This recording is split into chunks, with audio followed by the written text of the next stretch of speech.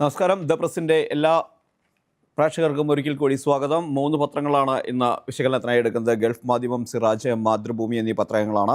3 പത്രത്തിൻ്റെയും ഫ്രണ്ടിൽ 2 പ്രധാനപ്പെട്ട വാർത്തകളാണുള്ളത്. ഒന്ന്, ഇന്നലെ പാർലമെൻറ്റിൽ നടന്ന മഹാത്മാഗാന്ധിയുടെ പേരിലുള്ള തൊഴിലുറപ്പ് പദ്ധതിയുടെ പേര് മാറ്റുന്നതിനെതിരെ പ്രതിപക്ഷം നടത്തിയ പ്രതിഷേധം. മറ്റൊന്ന്, VC നിയമനം, ഡിജിറ്റൽ കേരള യൂണിവേഴ്സിറ്റി, കേരള സാങ്കേതിക സർവകലാശാല യൂണിവേഴ്സിറ്റിയുടെ VC നിയമനവുമായി ബന്ധപ്പെട്ട സംസ്ഥാന സർക്കാരും ഗവർണറും തമ്മിലുള്ള ശീതസമരം അയയുന്നു, അല്ലെങ്കിൽ രണ്ടുപേരും വിട്ടുവീഴ്ചയ്ക്ക് തയ്യാറായി എന്ന വാർത്തയുമാണ് ഏറ്റവും പ്രധാനപ്പെട്ടതായി എല്ലാ പത്രങ്ങളുടെയും ഒന്നാം പേജിൽ വരുന്നത്. സമവായം, ഒടുവിൽ ധാരണ, വിട്ടുവീഴ്ച, അങ്ങനെ പലതരത്തിലുള്ള തലക്കെട്ടുകൾ നൽകിയാണ് പത്രങ്ങൾ ഇതിനെ റിപ്പോർട്ട് ചെയ്തിരിക്കുന്നത്. നമുക്ക് ആദ്യം പാർലമെൻറ്റിൽ നിന്ന് തുടങ്ങാം. തൊഴിലുറപ്പ് നിയമ ഭേദഗതി ഇന്നലെ പാർലമെൻറ്റിനകത്ത് സർക്കാർ അവതരിപ്പിച്ചു. ഇതിനെതിരെ സഭയ്ക്കകത്തും പുറത്തും ഒരുപോലെ പ്രതിഷേധമാണ് പ്രതിപക്ഷം സംഘടിപ്പിച്ചത്. ഗാന്ധിജിയുടെ പേര് മാറ്റുന്നതിനെയും അതുപോലെ തന്നെ ഇതിൻ്റെ ഘടന മാറ്റുന്നതിനെതിരെയുമാണ് ശക്തമായ സമരം നടത്തിയത്. പ്രിയങ്ക ഗാന്ധിയാണ് സമരത്തിന് നേതൃത്വം നൽകിയത്. ഗാന്ധിയുടെ പടവുമായാണ് എല്ലാ കോൺഗ്രസ് അംഗങ്ങൾ എത്തിയത്. സഭയ്ക്കകത്തും ഗാന്ധിയുടെ പടവും ഉയർത്തിക്കൊണ്ട് തന്നെയാണ് പ്രതിപക്ഷം പ്രതിഷേധം നടത്തിയത്. ഗാന്ധിയുടെ പേര് നീക്കിയതടക്കം പൊളിച്ചു പണിഞ്ഞുള്ള പുതിയ ബില്ലിന് പാർലമെൻറ്റിനകത്തും പുറത്തും പ്രതിഷേധാഗ്നി എന്നാണ് മാതൃഭൂമി പറയുന്നത്. സമരാഗ്നിയായി ഗാന്ധിജി, തലക്കെട്ട് കൊടുത്തിരിക്കുന്നത് അങ്ങനെയാണ്. ഗാന്ധിജി മരിച്ചു മണ്ണടിഞ്ഞ് ഇത്ര കാലം കഴിഞ്ഞിട്ടും ഗാന്ധിജി ഇപ്പോഴും നമ്മുടെ സമരങ്ങളിൽ നിറയുന്നു എന്നതാണ്. പക്ഷേ ഒരു രാജ്യത്തും ഒരുപക്ഷെ അവരുടെ രാഷ്ട്രപിതാവ് ഇത്രയധികം അവഹേളിക്കപ്പെടുകയോ അല്ലെങ്കിൽ വീണ്ടും ഒരു സമരത്തിൻ്റെ ഭാഗമായി വരികയോ ചെയ്യുന്നുണ്ടാകുമെന്ന് തോന്നുന്നില്ല. അത്രയധികം ഇന്ത്യയിൽ അത് സംഭവിച്ചുകൊണ്ടിരിക്കുന്നു. വിവാദം കത്തിപ്പറ്റുന്നതിനിടെ Viksit Bharat guarantee for Rozgar and Ajeevika mission, അതാണ് മഹാത്മാഗാന്ധിയുടെ പുതിയ തൊഴിലുറപ്പ് പദ്ധതിയുടെ പുതിയ പേര്. അത് ശിവരാജ് സിംഗ് ചൗഹാൻ ചൊവ്വാഴ്ച ലോക്സഭയിൽ അവതരിപ്പിക്കേണ്ടായി.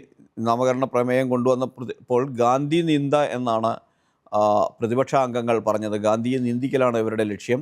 അതുതന്നെയാണ് ഇപ്പോഴും നടന്നുകൊണ്ടിരിക്കുന്നത്. അങ്ങനെയുള്ള ആരോപണങ്ങൾ ഉന്നയിച്ചുകൊണ്ട് പുതിയ ബില്ലിനെതിരെ പാർലമെൻറ്റിൽ പ്രതിപക്ഷം ഒരുപോലെ ശബ്ദമുയർത്തി, ഒരുപോലെ പ്രതിഷേധിച്ചു. പാർലമെൻറ്റിന് പുറത്ത് പ്രതിഷേധ പ്രകടനം നടത്തി. ആ പ്രതിഷേധ പ്രകടനത്തിനും നേതൃത്വം നൽകിയത് പ്രിയങ്ക ഗാന്ധിയാണ്.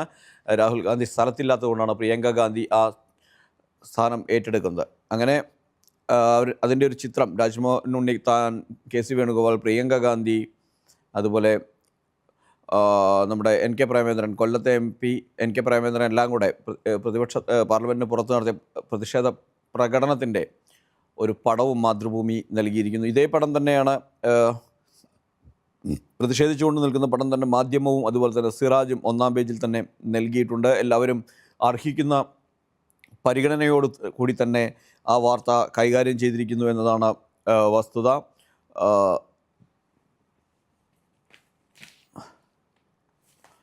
ഒപ്പം മാതൃഭൂമി രണ്ടാമത്തെ വാർത്തയായി, ഏറ്റവും പ്രധാനപ്പെട്ട രണ്ടാമത്തെ വാർത്തയായി എല്ലാവരും നൽകിയിരിക്കുന്നത് ഞാൻ നേരത്തെ സൂചിപ്പിച്ച പോലെ തന്നെ ഗവർണറും സർക്കാരും തമ്മിൽ ഉണ്ടായിരുന്ന പോര് അവസാനിക്കുന്നു, വിട്ടുവീഴ്ചയിലെത്തുന്നു. സിസ തോമസിനെ സാങ്കേതിക സർവകലാശാല VC നിയമിക്കാൻ സർക്കാർ സമ്മതിച്ചു എന്നതാണ്. അതുപോലെ തന്നെ ഡോക്ടർ സജി ഗോപിനാഥിനെ ഡിജിറ്റൽ യൂണിവേഴ്സിറ്റിയുടെ VC നിയമിച്ചു. അക്കാര്യത്തിൽ ഗവർണറും വിട്ടുവീഴ്ചയ്ക്ക് തയ്യാറായി. അങ്ങനെ എത്രയോ മാസങ്ങളായി നീണ്ടു നിൽക്കാം.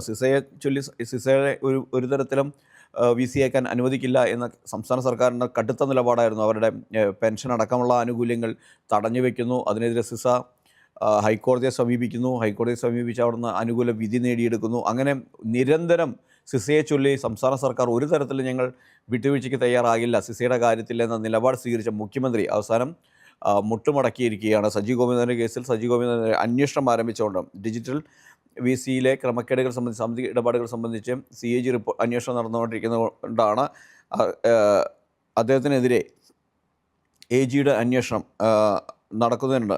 അഡ്വക്കേറ്റ് ജനറൽ CAGയുടെ അന്വേഷണം നടക്കുന്നതിൻ്റെ വെളിച്ചത്തിലാണ് സജി ഗോപിനാഥിനെ വീണ്ടും VC ആക്കാൻ കഴിയില്ലെന്ന നിലപാട് ഗവർണർ സ്വീകരിച്ചത്. ഒടുവിൽ എന്തുകൊണ്ട് രണ്ടുപേരും പലതവണ ഇതിൻ്റെ മഞ്ഞുരുക്കാൻ വേണ്ടി നീക്കങ്ങൾ നടത്തി.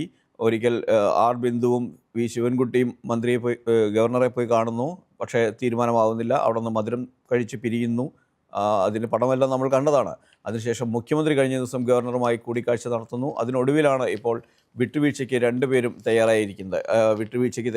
മുഖ്യമന്ത്രി മുഖ്യമന്ത്രിയുടെയും വിട്ടുവീഴ്ചയാണ് ഇത് തന്നെ പറയണം. കാരണം ഇത്രയും കാലം എന്തിനായിരുന്നു വെറുതെ കേസുകൾ നടത്തിയെല്ലാം സിസ തോമസിൻ്റെ പേര് പറഞ്ഞ് കേസെല്ലാം നടത്തി എത്ര കാശ് കളഞ്ഞു സംസ്ഥാന ഖജനാവിൽ നിന്ന് ഉണ്ട്, ആ ഒരു ചോദ്യം ഉയരുന്നുണ്ട്. ഇതിനെല്ലാം അവസാനം ഇങ്ങനെ ഗതി കെട്ടുമ്പോൾ വഴിമുട്ടുമ്പോൾ അല്ലെങ്കിൽ പരാജയം അടുത്തെത്തുമ്പോൾ കീഴടങ്ങാൻ വേണ്ടിയാണെങ്കിൽ സംസ്ഥാന ഖജനാവിൽ നിന്ന് ഇത്രയധികം പണം ചെലവാക്കി എന്തിനാണ് ഇത്തരത്തിലുള്ള പിടിവാശികൾക്ക്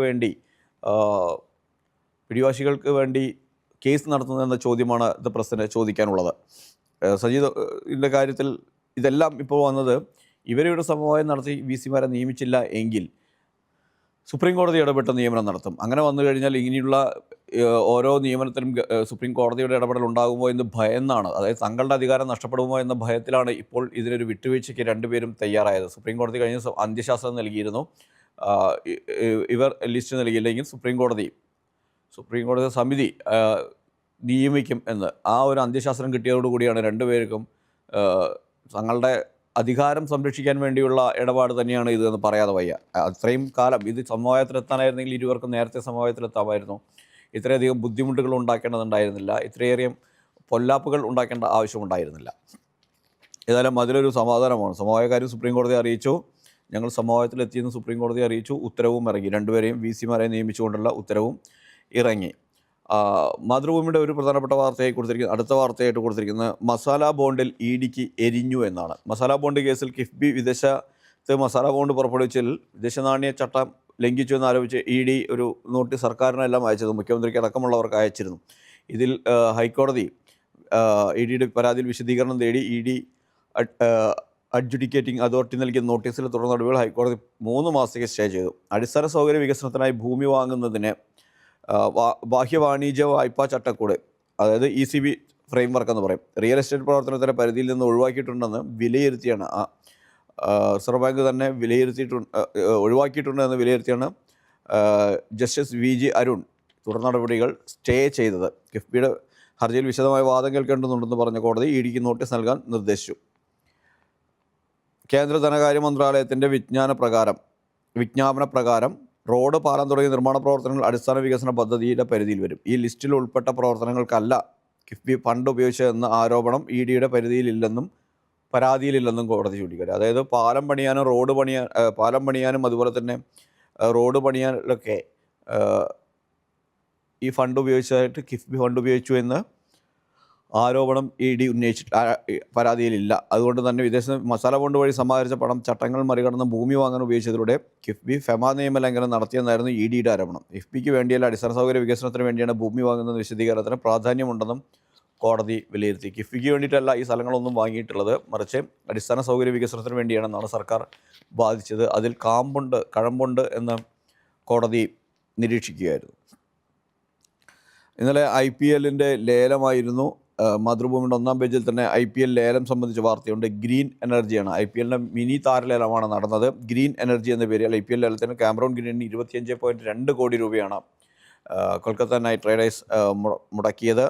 അതുപോലെ തന്നെ ടീമുകൾ ആകെ ചെലവിട്ട് 215.45 കോടി ചെലവിട്ടു. അങ്ങനെ പല താരങ്ങളെയും സ്വന്തമാക്കി. വിദേശ താരത്തിന് ലഭിക്കുന്ന ഉയർന്ന തുകയെന്ന റെക്കോർഡും ഈ ലേലത്തിൽ ഏറ്റവും ഉയർന്ന റെക്കോർഡ് കിട്ടിയത് കാമറൂൺ ഗ്രീനാണ്. 25.2 കോടിക്കാണ് കാമറൂൺ ഗ്രീനിനെ സ്വന്തമാക്കിയിരിക്കുന്നത്.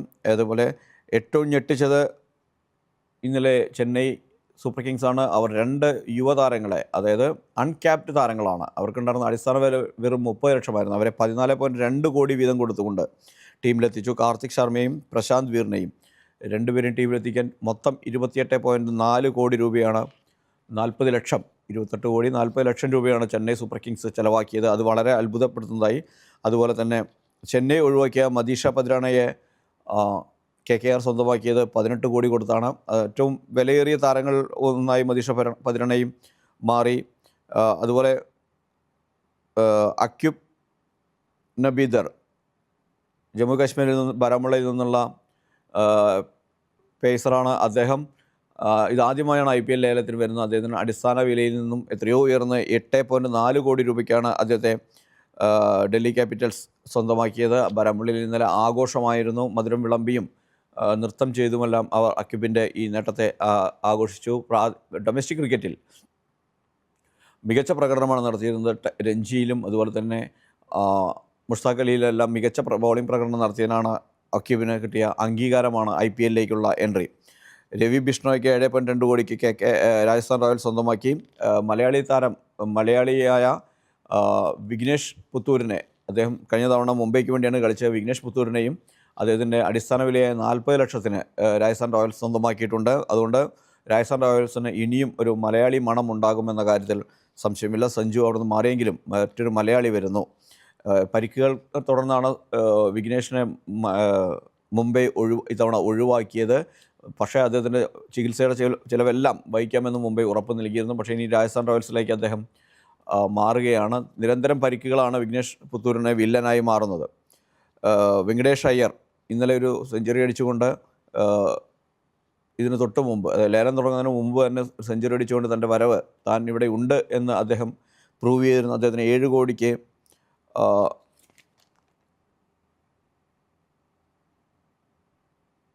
സ്വന്തമാക്കിയിരിക്കുന്നു, ടീമുകൾ സ്വന്തമാക്കിയിരിക്കുന്നു. ലിവിങ്സ്റ്റണിനെ 13 കോടിക്ക് സൺറൈസേഴ്സ് സ്വന്തമാക്കി. മുസ്താഫിസുർ റഹ്മാനെ 9.2 കോടിക്ക് കൽക്കത്ത നൈറ്റ് റൈഡേഴ്സ് സ്വന്തമാക്കി. അങ്ങനെ വാശിയേറിയ ഒരു ലേലവിളി തന്നെയാണ് ഇന്നലെ താരങ്ങളുടെ കാര്യത്തിൽ ഉണ്ടായത്. ഇനി മാധ്യമത്തിൻ്റെ 1 പേജിൽ ഒരു പ്രധാനപ്പെട്ട വാർത്തയുണ്ട്. IFFKയുമായി ബന്ധപ്പെട്ടതാണ്. 19 പടങ്ങളെ കേന്ദ്രം അനുമതി നിഷേധിച്ചു, പ്രദർശനത്തിന് അനുമതി അംഗീകാരം നൽകിയിട്ടില്ല എന്ന വാർത്ത കഴിഞ്ഞ ദിവസങ്ങൾ നമ്മുടെ ശ്രദ്ധയിൽപ്പെട്ടതാണ്. നമ്മൾ അത് റിപ്പോർട്ട് ചെയ്തതാണ്. ആ പടങ്ങളെല്ലാം തന്നെ പ്രദർശിപ്പിക്കുമെന്ന് മുഖ്യമന്ത്രി ഇന്നലെ പറഞ്ഞു. കേന്ദ്രത്തിൻ്റെ കത്രിക വയ്ക്കലിന് പ്രബുദ്ധ കേരളം വഴങ്ങിയില്ല. ഭിന്നസ്വരങ്ങളെയും വൈവിധ്യമാർന്ന സർഗാവിഷ്കാരങ്ങളെയും അടിച്ചമർത്തുന്ന സംഘപരിവാർ ഭരണകൂടത്തിൻ്റെ ഏകാധിപത്യ വാഴ്ചയ്ക്ക് നേർക്കാഴ്ചയാണ് ചലച്ചിത്രമേളയിലുണ്ടായ സെൻസർഷിപ്പ്. ആ 19 പടങ്ങളും കേന്ദ്രം അനുമതി നിഷേധിച്ച എല്ലാ പടങ്ങളും ഇവിടെ പ്രദർശിപ്പിക്കുമെന്നും മുഖ്യമന്ത്രി പിണറായി വിജയൻ പറഞ്ഞു. ഇതാണ് മാധ്യമം ഒരു പ്രധാനപ്പെട്ട വാർത്തയായി നൽകിയിരിക്കുന്നത്.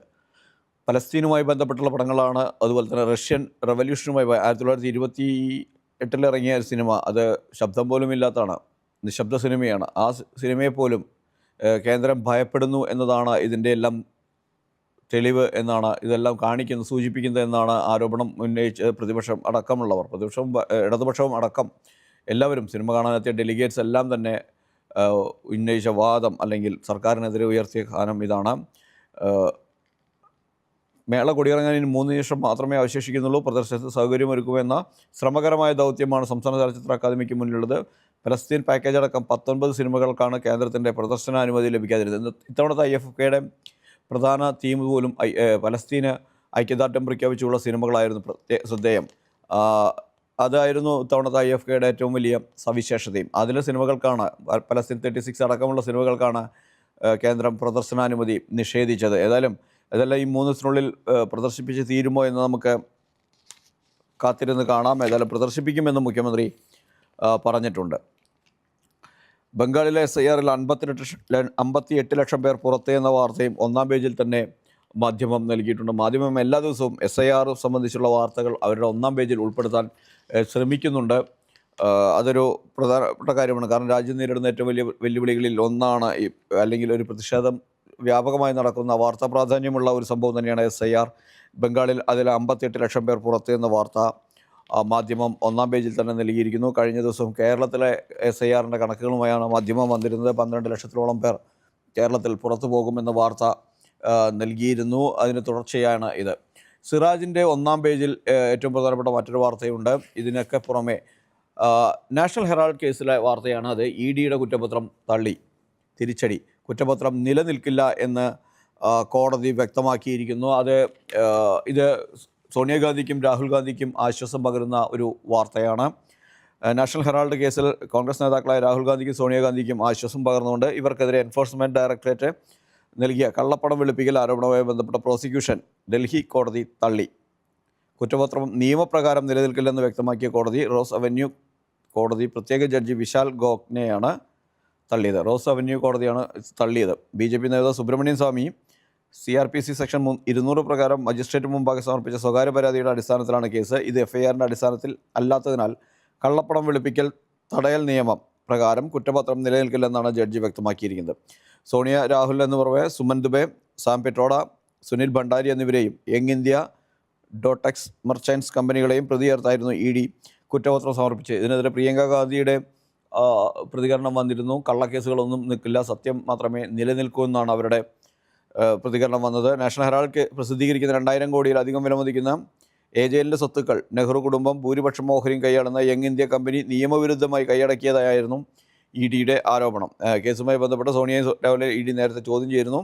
661 കോടി രൂപയുടെ സ്വത്താണ് നാഷണൽ ഹെറാൾഡിനുള്ളത്. അത് കണ്ടുകെട്ടാനുള്ള നടപടിയും ഇ.ഡി ആരംഭിച്ചു. ഇതിന് ശേഷമായിരുന്നു കുറ്റപത്രം നൽകിയത്. കുറ്റപത്രം തള്ളിയോടുകൂടി ഈ പറയുന്ന നടപടിക്രമങ്ങളെല്ലാം തന്നെ ഇല്ലാതാവുന്നു. ഒപ്പം ഇപ്പോൾ സ്ഥാപനങ്ങളിലേക്കുള്ള തിരഞ്ഞെടുപ്പ് കഴിഞ്ഞല്ലോ. ഇപ്പോൾ അതിനെപ്പറ്റിയുള്ള ചുറ്റിപ്പറ്റിയുള്ള ചർച്ചകൾ സംസ്ഥാന വ്യാപകമായി നടന്നുകൊണ്ടിരിക്കുകയാണ്. രാഷ്ട്രീയപരമായി ഇന്നലെ LDFൻ്റെ യോഗമുണ്ടായിരുന്നു. LDF യോഗത്തിൽ തന്നെ വിലയിരുത്തിയത് ഇത്തരത്തിലൊരു തിരിച്ചടി ഇല്ല, കപ്പൽ മുങ്ങിയിട്ടൊന്നുമില്ല എന്നാണ് ഇവരുടെ ഒരു വിലയിരുത്തലുണ്ടായത്. ആ വിലയിരുത്തലിൻ്റെ അടിസ്ഥാനത്തിൽ തന്നെയാണ് അവരിപ്പോഴും പോകുന്നത്. അതേസമയം മറുവശത്ത് CPIക്കുള്ള നിലപാട് വേറെ വ്യത്യസ്തമാണ്. എന്നിട്ട് പോലും LDF ഒരു കളക്റ്റീവാണ് LDFൻ്റെ ഒരു തീരുമാനം അല്ലെങ്കിൽ കണ്ടെത്തലെന്ന് പറയാൻ പറ്റില്ല. കാരണം CPI നേരത്തെ തന്നെ പറഞ്ഞ സർക്കാർ ഭരണ വിരുദ്ധ വികാരം ഉണ്ടായിട്ടുണ്ടെന്ന കാര്യം അവരുടെ യോഗത്തിൽ തീരുമാനം പറഞ്ഞിട്ടുണ്ട്, തീരുമാനമുണ്ടായിട്ടുണ്ട്, അല്ലെങ്കിൽ വിലയിരുത്തൽ ഉണ്ടായിട്ടുണ്ട്. എന്നാൽ LDFൻ്റെ യോഗം വന്നപ്പോൾ LDF കൺവീനർ പറഞ്ഞത് കപ്പൽ മുങ്ങിയിട്ടൊന്നുമില്ല, ഒരു പ്രശ്നവും ഇല്ല എന്നാണ് അദ്ദേഹം പറയുന്നത്. ഓക്കെ, ഏതെന്തായാലും ഈ തെരഞ്ഞെടുക്കപ്പെട്ട ഇലക്ഷൻ കഴിഞ്ഞ തദ്ദേശ സ്ഥാപനങ്ങളിലെ മട്ടന്നൂർ നഗരസഭ ഒഴികെയുള്ള എല്ലാ തദ്ദേശ സ്ഥാപനങ്ങളിലെയും അധ്യക്ഷന്മാരുടെ തിരഞ്ഞെടുപ്പ് ഡിസംബർ 26, 27 തീയതികളിലായി നടക്കും. ഈ വർഷം തന്നെ പുതിയ ഭരണസമിതിയുടെ എല്ലാം അധികാരമേൽക്കും എന്നാണ് ആ വാർത്ത സിറാജ് ഒന്നാം പേജിൽ തന്നെ നൽകിയിരിക്കുന്നു. നമുക്ക് ഉൾപേജുകളിലേക്ക് കടക്കാം. ഗൾഫ് പേജിലേക്ക് കടന്നാൽ പ്ലാസ്റ്റിക് നിരോധനം 2ാം ഘട്ടത്തിലേക്ക് എന്നതാണ് സിറാജ് നൽകിയിരിക്കുന്ന പ്രധാനപ്പെട്ട വാർത്ത. ജനുവരി 1 മുതൽ സ്പൂണും പ്ലേറ്റും ഗ്ലാസും എല്ലാം പുറത്താകും. ഒറ്റത്തവണ ഉപയോഗിക്കുന്ന പ്ലാസ്റ്റിക് മുഴുവൻ പൂർണ്ണമായും ഒഴിവാക്കാനാണ് തീരുമാനം. ആ ഒരു തീരുമാനം ജനുവരി 1 മുതൽ ഷാർജ അടക്കമുള്ള എമിറേറ്റുകളിൽ പൂർണ്ണമാകും. 2024 ജനുവരി 1-നാണ് ഇത്തരത്തിൽ പ്ലാസ്റ്റിക്കുകൾ ഒഴിവാക്കാനുള്ള തീരുമാനം UAE എടുത്തത്. അത് ഘട്ടം ഘട്ടമായി നടപ്പിലാക്കരുത്. 2024 ജനുവരി 1 മുതൽ തന്നെ ദുബൈയിലെല്ലാം ഇത് നിലവിൽ വന്നിരുന്നു. എന്നാൽ വിവിധ ഷാർജ അടക്കമുള്ള എമിറേറ്റുകളിൽ ഇത് നടപ്പിലായിരുന്നില്ല. അത് ഈ ജനുവരി 1 അതിൻ്റെ 2ാം ഘട്ടം നടപ്പിലാക്കാൻ പോകുന്നു എന്ന വാർത്തയാണ് സിറാജ് ഏറ്റവും പ്രധാനപ്പെട്ട വാർത്തയായി നൽകിയിരിക്കുന്നത്.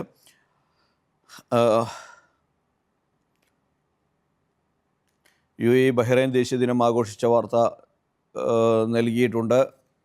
ഇതിന് സിറാജിൽ ഏറ്റവും പ്രധാനപ്പെട്ട വാർത്തയായി നൽകിയിരിക്കുന്നത്. മാതൃഭൂമിയുടെ 2ാം പേജിലാകട്ടെ ലോക പൈതൃക പട്ടികയിൽ ഫയ എന്ന സാധനമാണ്. ഔദ്യോഗിക ചടങ്ങിൽ പങ്കെടുത്ത ഷെയ്ഖ് സുൽത്താൻ സ്മാരകം അനാച്ഛാദനം ചെയ്തു.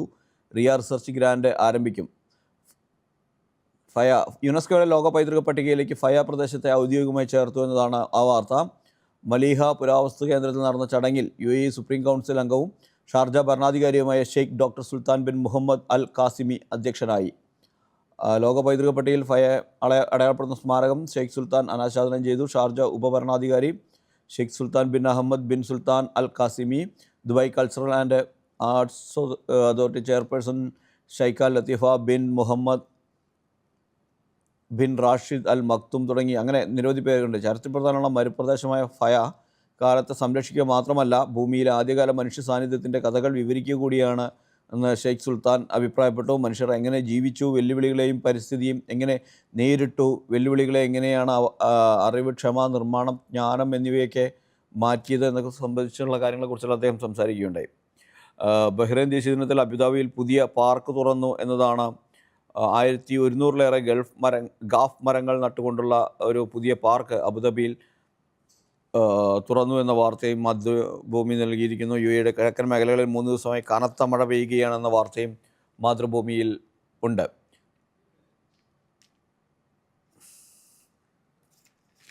അതുപോലെ തന്നെ ഏറ്റവും കൗതുകമുള്ള വാർത്ത ദുബൈയിലെ ട്രാഫിക് സിഗ്നലുകൾ വൃത്തിയാക്കാൻ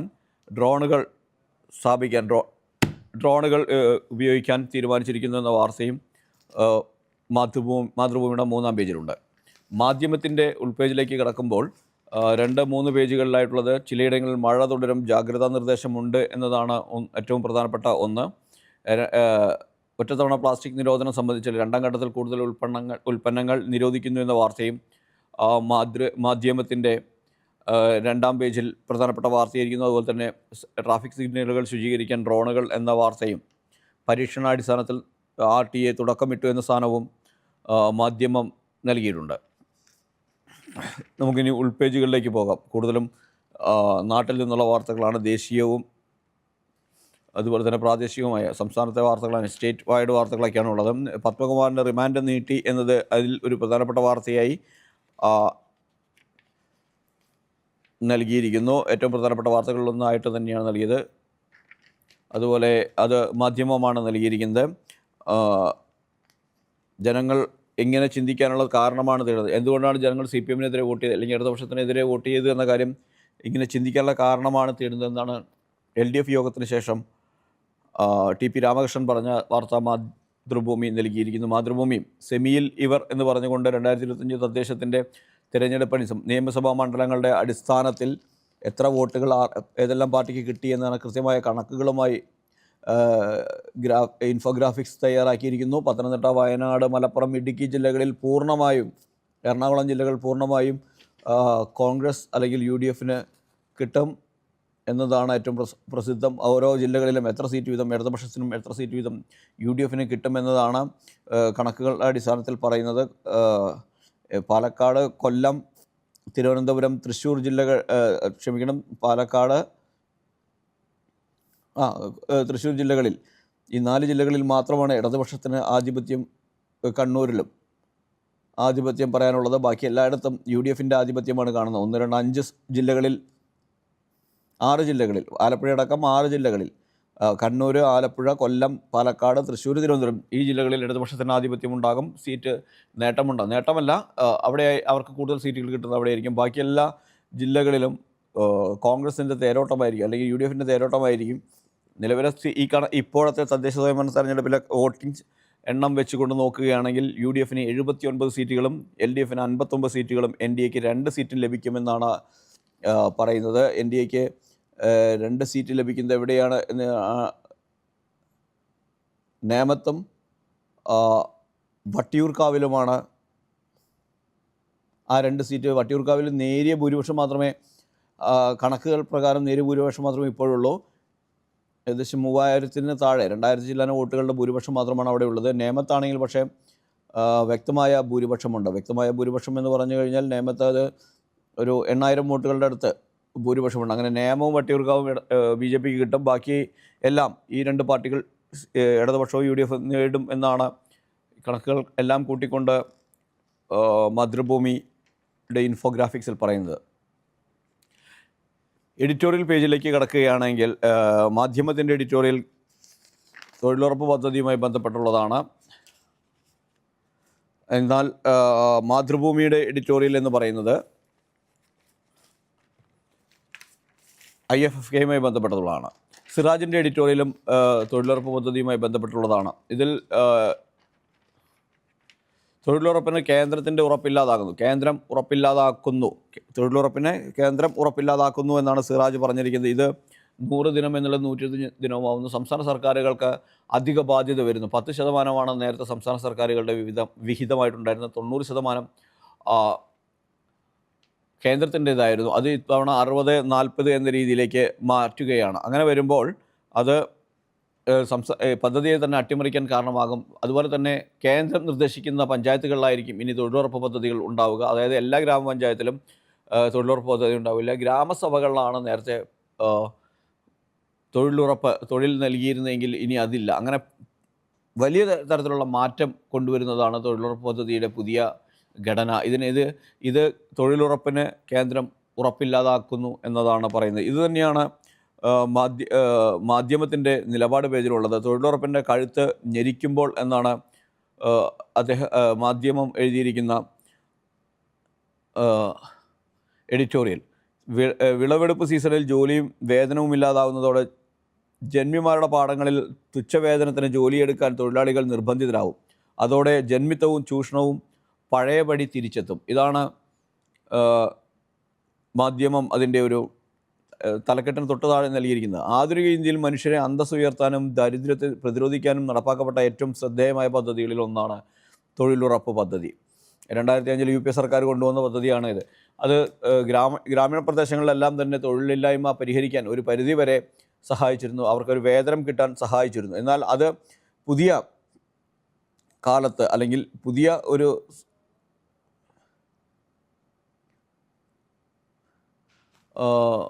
അതിൻ്റെ ഘടനയും പേരുമെല്ലാം മാറുമ്പോൾ ഉണ്ടാകുന്നത്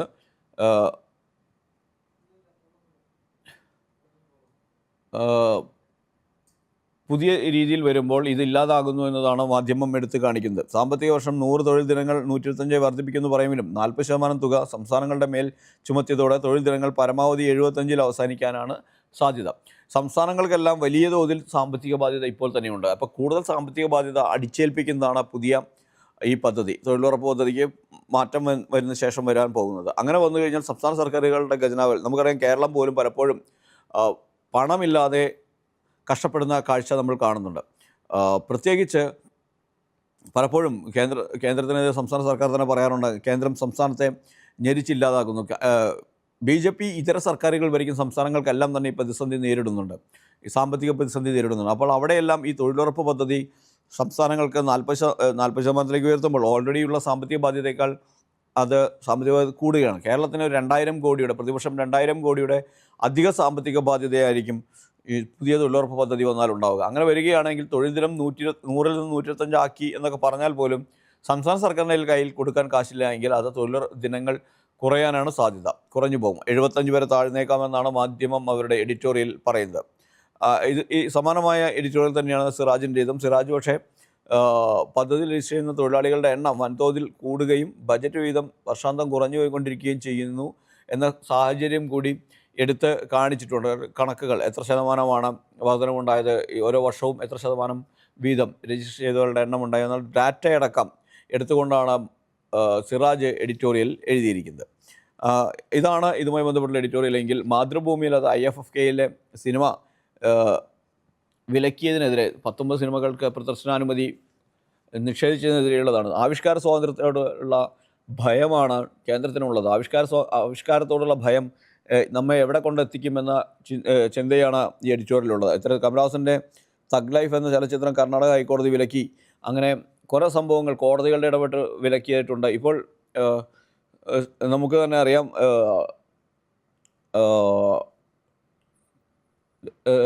കേരള സ്റ്റോറി എന്ന സിനിമയ്ക്കെതിരെ ഉയർന്ന വിമർശനങ്ങൾ ഇത്തരത്തിൽ പ്രൊപ്പഗാൻഡിക് മൂവികൾ ഉയർത്തിക്കാട്ടുകയും എന്നാൽ വസ്തുതകൾ ചൂണ്ടിക്കാണിക്കുന്ന സിനിമകൾക്ക് വിലക്കേർപ്പെടുത്തുകയും ചെയ്യുന്നതാണ് കേന്ദ്ര സർക്കാരിൻ്റെ നിലപാട്. ഇതിനെതിരെ ബാറ്റിൽഷിപ്പ് പൊട്ടംകിൻ പോലും സോവിയറ്റ് യൂണിയൻ്റെ കാലത്തുള്ള പടമാണ്. 1928 ഇറങ്ങിയ പടമാണ് ബാറ്റിൽഷിപ്പ് പൊട്ടംകിൻ. അതൊരു 1928 ഇറങ്ങിയ സിനിമയാണ്, റഷ്യൻ റവല്യൂഷനുമായി ബന്ധപ്പെട്ട സിനിമയാണ്. അതിനെല്ലാം വിലക്കേർപ്പെടുന്നതുകൊണ്ട് എന്തിനെയാണ് ഇവർ ഭയക്കുന്നത്, എന്താണ് ഇവർ എങ്ങോട്ടാണ് നമ്മുടെ രാജ്യമെന്ന് ചിന്തിക്കാതെ വയ്യ. ആവിഷ്കാര സ്വാതന്ത്ര്യം വെറുതെ നമ്മുടെ ഫണ്ടമെൻ്റൽ റൈറ്റുകളിലൊന്നായി അവശേഷിക്കുമെന്നാണ് തോന്നുന്നത്. ഈ പോക്ക് പോവുകയാണെങ്കിൽ അതിനെ ശക്തമായി പ്രതിരോധിച്ചേ മതിയാകും. നമുക്കിനി സ്പോർട്സ് പേജിലേക്ക് ഒന്ന് ഓടിപ്പോയി വരാം. ഇന്ന് ഇന്ത്യ ദക്ഷിണാഫ്രിക്ക 4ാം T20 നടക്കുകയാണ്.